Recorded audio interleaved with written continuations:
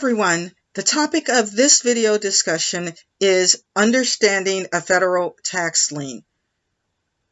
Now, that's one thing that you don't want to get is a lien against your property, your assets, etc.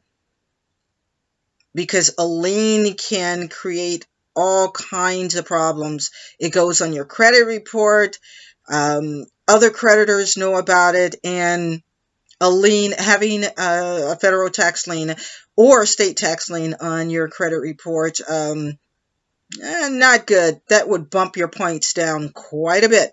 So anyway, I'm going to explain in this particular video, understanding the federal tax lien and what steps, if any, you can take to try to get the lien released, removed, etc. Okay, so basically, let's start with what a federal tax lien is. It's the government's legal claim against your property when you neglect or fail to pay a tax debt. The lien protects the government's interest in all your property, including real estate, personal property, and financial assets. Typically, a lien exists after the IRS puts your balance on the books, assesses your liability, sends you a bill that explains how much you owe, notice and demand for payment, and you neglect, ignore, or refuse to pay the tax debt or make arrangements with the IRS, in a reasonable amount of time. So, when the IRS files a tax lien, what they do is they file a public document titled Notice of Federal Tax Lien to alert creditors that the government has a legal right to your property. And you can refer to IRS Publication 594, the IRS collection process, for more information relating to this matter. So, let's talk about how to get rid of a lien.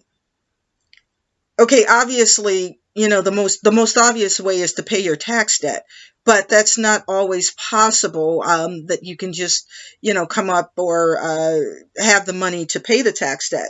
So, but paying the tax debt in full is the best way to get rid of a federal tax lien.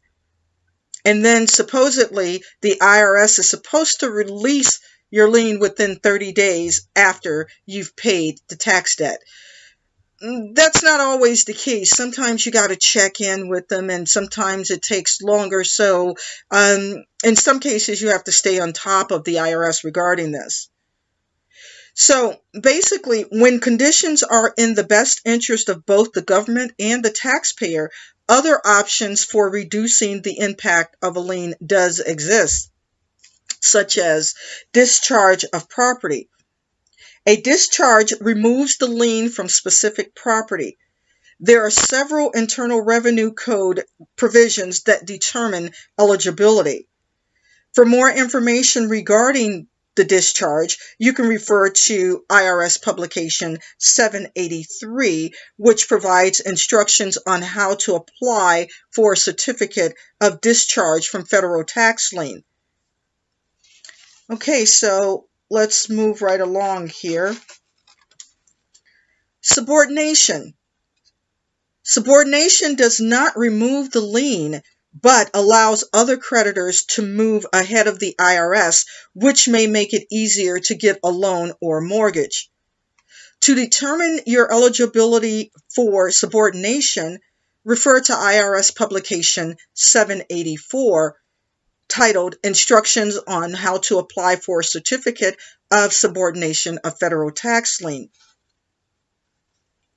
There is also the withdrawal method. A withdrawal removes the public notice of federal tax lien and assures that the IRS is not competing with other creditors for your property. However, you are still liable for the amount due. For eligibility, refer to Form 12277, titled application for withdrawal of filed Form 668Y titled Notice of Federal Tax Lien. 2 additional withdrawal options resulted from the Commissioner's 2011 Fresh Start initiative. One option may allow withdrawal of your notice of federal tax lien after the lien's release. General eligibility includes your tax liability has been satisfied and your lien has been released, and also you are in compliance for the past 3 years with your tax filing, all individual returns, business returns, and information returns. Information returns refer to like 1099s, 1099 miscellaneous, 1099-C. 1099 forms are also known as information returns. You are current on your estimated tax payments and federal tax deposits as applicable. The other option may allow withdrawal of your notice of federal tax lien if you have entered in or converted your regular installment agreement to a direct debit installment agreement. And direct debit means that the money is being pulled directly out of your bank account.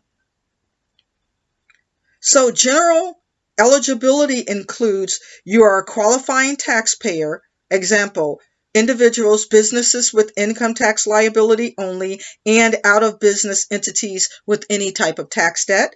You owe $25,000 or less. If you owe more than $25,000, you may pay down the balance to $25,000 prior to requesting withdrawal of the notice of federal tax lien. Your direct debit installment agreement must fully pay the amount you owe within 60 months or before the collection statute expires, whichever is earlier. You are in full compliance with other filing and payment requirements. You have made 3 consecutive direct debit payments. You can't have defaulted on your current or any previous direct debit installment agreement. So, how does a lien affect you? Well, let's talk about assets.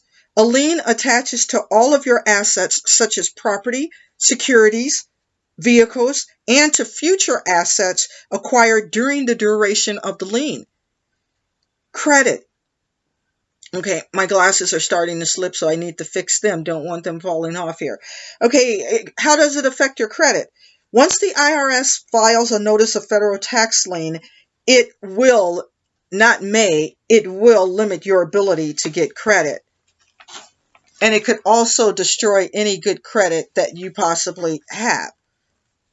How does it affect business? The lien attaches to all business property and to all rights to business property, including accounts receivable. Bankruptcy. If you file bankruptcy, your tax debt, lien, and notice of federal tax lien may continue after the bankruptcy. So how do you avoid a lien in the first place? You can avoid a federal tax lien by simply filing and paying all of your taxes in full and on time. It is understandable that that's not always possible. So if you can't pay your tax liability in full, at least reach out to the IRS to make payment arrangements. Typically, if you have a payment arrangement in place, a lien will not be issued unless your tax debt exceeds a certain dollar amount. So even if you can't pay your taxes due, it's always a good idea to file the taxes anyway. Pay as much as you can, and again, reach out to the IRS to enter into some type of installment payment agreement. So now, once a lien is issued, or if there's a threat of lien being issued, you can get help from the IRS in several different ways. One of the ways is by contacting the Centralized Lien Operation Unit, and their phone number is 1-800-913-6050. Again, 1-800-913-6050. And you can probably resolve basic and routine lien issues going through the Central Lien Operation Unit. There's also the Collection Advisory Group. For all complex lien issues, including discharge, subordination, subrogation, or withdrawal, find contact information for your local advisory office in publication 4235, which is titled Collection Advisory Group Addresses. And then there's the Office of Appeals. Under certain circumstances, you may be able to appeal the filing of the Notice of Federal Tax Lien. You can refer to IRS publication 1660-1660 titled Collection Appeals Rights for that information. And then there's also the Taxpayer Advocate Service. You can reach them at 1-877-777-4778. Again, the number is 1-877-777-4778. And last but not least, there's the Centralized Insolvency Operation. If you are questioning whether your bankruptcy has changed your tax debt, you want to call 1-800-973-0424. Again, that's 1-800-973-0424, and that's the Centralized Insolvency Operation that you can contact if you want to know if your bankruptcy has changed your tax debt. Okay, and so if you want to contact the IRS in regards to a lien for individuals or self-employed individuals, call 1-800-829-8374. Again, 1-800-829-8374. Individuals other, 1-800-829-0922. And businesses, 1-800-829-0115. And the general number for the general customer service number for IRS is 1-800-829-1040.